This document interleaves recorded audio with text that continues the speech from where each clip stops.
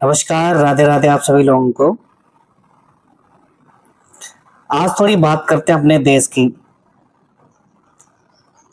आज हमारे देश में जो स्थिति बनी हुई है, वो बद से बदतर स्थिति बनी हुई है और उसका सारा क्रेडिट, सारा श्रेय हमारी अंतर्राष्ट्रीय पार्टी बीजेपी को जाता है, जिन्होंने पूरे देश में पूरे देश को बिल्कुल खाई में धकेल दिया है। ऐसी खाई जहां से निकलना बहुत मुश्किल है, बहुत ज्यादा मुश्किल है। नीट का पेपर आपका लीक हो जाता है, कोई एक्शन नहीं। कॉकरोचेस रोड पे ही सो रहे हैं जंतर मंतर में, बट हमारे किसी नेता को, किसी पॉलिटिशियन को कोई फर्क ही नहीं है। कॉकरोच जनता पार्टी वाले जो बच्चे हैं, वो सिर्फ धर्मेंद्र प्रधान का इस्तीफा मांग रहे हैं। वो जगह जगह जाके दिल्ली, मुंबई, राजस्थान, गुजरात, अलग अलग जगहों पे जाके प्रोटेस्ट कर रहे हैं, बट उनकी अभी तक कोई सुनवाई नहीं है। ना उनको जो हमारा जो मीडिया है वो कवर कर रहा है, उनको कोई खबर नहीं कर रहा, ना उनकी बात चल रही है। जो मीडिया है, जो आज तक है, जैसे ये बड़े बड़े जो अंतर्राष्ट्रीय चैनल हैं, ये बिल्कुल उनको कवर नहीं कर रहे, ना इनकी बात रख रहे हैं। मतलब आप कुछ भी करो, आप कुछ भी करो, आपकी सुनवाई नहीं होगी। ना धर्मेंद्र प्रधान इस्तीफा देंगे, आप जो मर्जी वो कर लो, कोई सुन ही नहीं रहा। कोई पॉलिटिशियन उनके पास नहीं गया, कोई बातचीत नहीं अभी तक, क्योंकि वो अपने काम कर रहे हैं। आप कुछ भी करो, कोई फर्क नहीं पड़ता। फर्क तब पड़ेगा जब देश में दंगा फसाद होगा,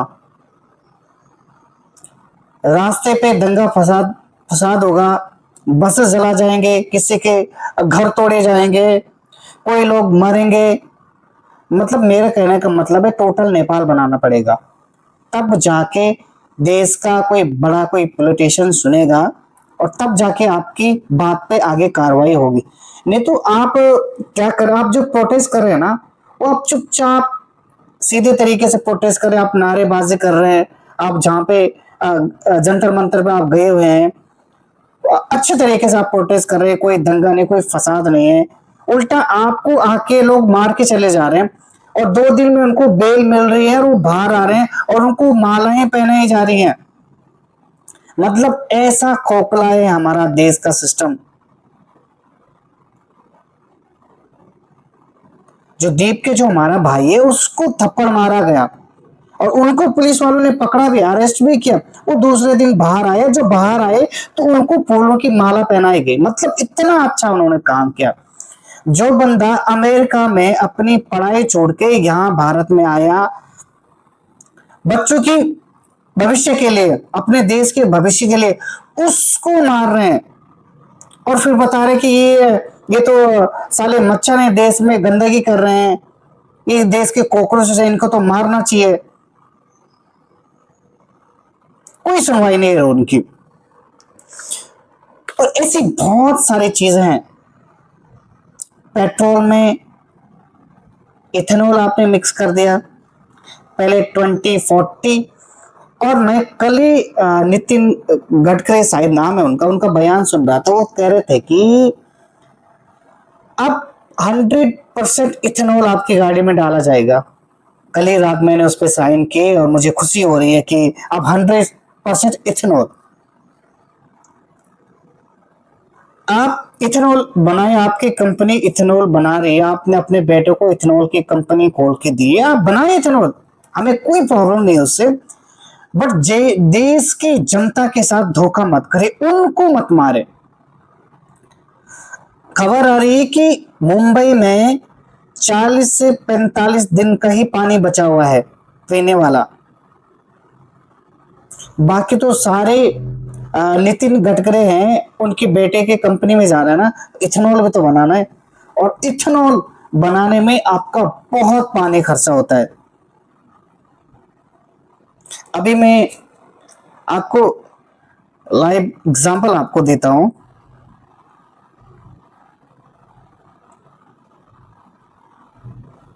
एक लीटर इथेनॉल बनाने में आपका कितना पानी चाहिए इथेनॉल बनाने के लिए?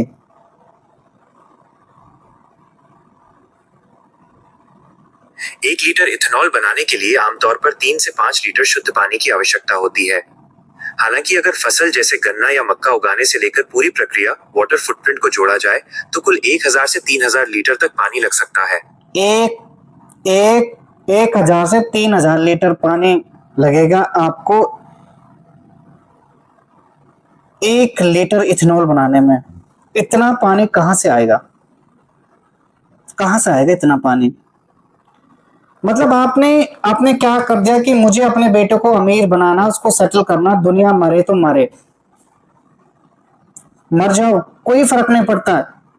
देश बर्बाद हो जाए, कोई आम आदमी सड़क पे आ जाए, हमें कोई फर्क नहीं पड़ता। और अभी भी मैं एक और खबर सुन रहा था कि आज 21 है आज, कि एक बच्चे का एग्जाम था, इंडिया का शायद एग्जाम था, और उसका जो इन्होंने जो सेक्टर डाला है वो अबू धाबी डाला हुआ है।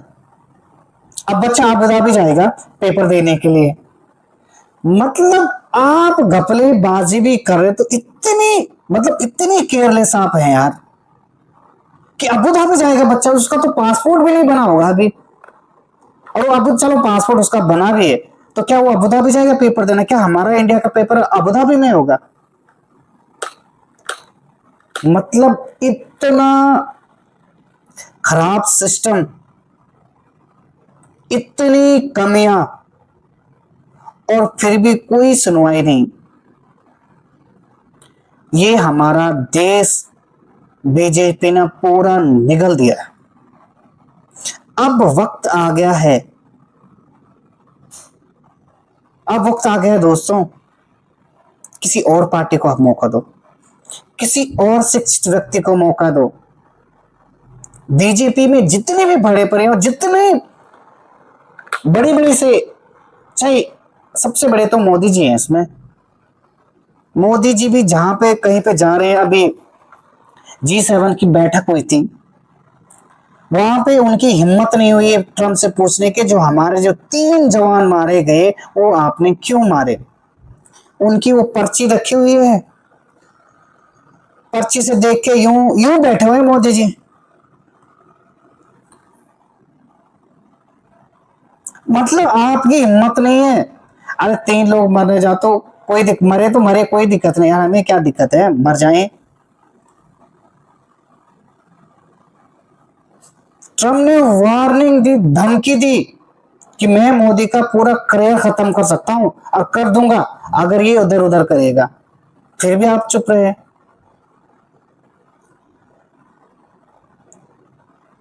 इकोनॉमी लगातार गिर रही है। मैं तो पहले तो देश का जो रुपया जो गिर रहा है ना, उसकी तो आपको जानकारी नहीं होगी कि देश का रुपया कैसे बढ़ाना है, क्या क्या चीजें हमें लागू करनी चाहिए, क्या क्या किन किन चीजों की हमें बचत करनी है। वो तो पहले तो आपको ये गणित तो मालूम ही नहीं होगा, क्योंकि आप अनपढ़ जाहिल हो। जितने भी बीजेपी के नेता, ये क्या है? ये रेपिस्ट है, ये है गुंडे, ये है अनपढ़, और ये इनको देश चलाने के लिए आपने दे दिया है। तो ये हम लोगों की गलती है, हम लोगों की गलती है, किसी की गलती नहीं कि हमने यार किसी ऐसे बंदे को चुनना था जो पढ़ा लिखा हो, जिसको उस चीज की जानकारी हो, क्योंकि देश चलाना कोई मामूली बात नहीं यार। अब देखो, देश कोई पढ़ा लिखा व्यक्ति अगर चलाएगा तो पढ़ी लिखी बातें कर। एग्जाम्पल तो विजय थलापति, तमिलनाडु के मुख्यमंत्री, पर क्या एक्शन वो ले रहे, क्या काम वो कर रहे हैं। उन्होंने कहा कि सड़कों पे कोई पोस्टर नहीं लगेगा, पोस्टर वो लगेगा जिसको मतलब जनता को फायदा हो, कि यार लोग ये स्कीम देखें, यार ये करना है तो उस पोस्टर को देखें। एक उनका 3 आईपीएस ऑफिसर को सस्पेंड कर दिया क्योंकि किसी बच्ची का रेप हुआ था, तो उनसे पूछेगा तो वो हंस रहे थे। उनको सस्पेंड कर दिया। एक जवान को युद्ध के दौरान उसके मुंह पे गोली लगी थी, उसको सम्मानित किया, 40 लाख, उसको 40 लाख का चेक दिया। वो उन्होंने वीआईपी कल्चर खत्म कर दिया। जहां भी जाते हैं उनका काफिला जब भी चलता है तो नॉर्मल हिसाब से चलता है। उनको कोई अलग से रोड खाली नहीं करवानी चाहिए। प्रति विजय थलापति आ रहे हैं, वो जैसे दुनिया चलती है वैसे वो भी चलते हैं। हमारे दिल्ली या मुंबई में कोई नेता आ जाए तो वहां तो पूरी की आधा सिटी खाली करवा देते कि सारी रोड खाली कर दो, उसको चमका दो, नेताजी आ रहे हैं। चाहे किसी का पेपर छूटे, कोई ऑफिस के लिए ऑफिस ना जा पाए, कोई काम पे नहीं जा पाए, उसके कोई फर्क नहीं, बस हमारा नेता को खुली रोड मिलनी चाहिए। वो वहां जाएगा जहां वो बकचोदी करनी होगी, उसको भाषणबाजी करनी, वहां जाएगा, वहां से सीधे अपने आवास पे पहुंचेगा।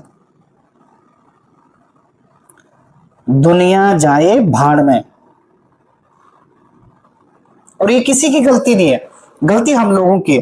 हम लोगों की क्या गलती है कि एक तो हमने इनको सरकार दे दी चलाने के लिए, दूसरा क्या होता है हम लोग आवाज नहीं उठा पाते हैं। अरे हम सोचते छोड़ो यार, सड़कों पे उतरना पड़ेगा, हर चीज के लिए आवाज उठानी पड़ेगी। अगर ये चीज नहीं है तो नहीं चलेगी, तो नहीं चलेगी। एकजुट सबको होना पड़ेगा। मैं कहीं कुछ समय मैंने सुना था कि विदेश में कहीं कोई जगह थी, कोई कंट्री थी, मैं मुझे ध्यान नहीं आ रहा उस चीज का, कि विदेशों में ज्यादा लोग ब्रेड खाते हैं। तो जब ब्रेड खाते हैं तो ब्रेड का इस्तेमाल लोग ज्यादा करते हैं, तो कंपनी को जरूर फायदा होता है और वो रेट बढ़ाने की सोचती है। तो उधर ब्रेड की जो कंपनी थी उन्होंने रेट बढ़ा दिया, एकदम से पूरे देश ने ब्रेड खाना बंद कर दिया, कंपनी घाटे में चल गई। उनको जितना रेट था ना उस रेट से कम में ब्रेड बेचनी पड़ी। तो ये होती है ताकत। जब आप साथ हैं तो आप कुछ भी कर सकते हैं। सेम ऐसे ही है, अगर देश में कुछ भी हो रहा है, जैसे ये इथेनॉल जो मिक्स कर रहे हैं, इसके खिलाफ अगर हम पूरा देश अगर एकजुट होगा कि छोड़ो हम गाड़ी चलाने की गाड़ी चलाएं, आप बोले हम भी इथेनॉल नहीं डाल रहे, हमें नहीं चाहिए, हमें पेट्रोल ही चाहिए। इथेनॉल से लोगों की लाखों की गाड़ियां खराब हो रही हैं, टैंकी में चींटियां लग रही हैं, मधुमक्खी आ रही हैं, क्योंकि इथेनॉल जो बनता है वो शुगर चावल से बनता है, गन्ने से बनता है। तो स्वीट से तो आएगी, चींटियां भी आएंगी और मधुमक्खियां भी आएंगी। मतलब हो क्या रहा देश में, मुझे तो समझ नहीं आ रहा है। मतलब एक तरफ तमिलनाडु में चर्चे हो रहे हैं कि यार पुलिस स्टेशन हो तो ऐसा हो, यार काम करे तो ऐसा करे, उस बंदे की वाहवाही हो रही है।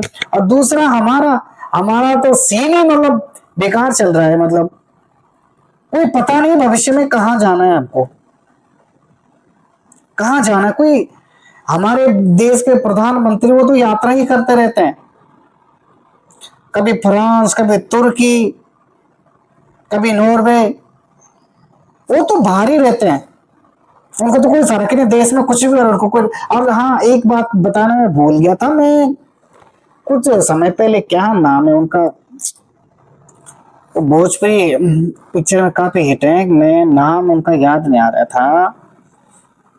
क्या नाम है, किशन शायद है, क्या नाम है उनका, वो भी बीजेपी के नेता हैं।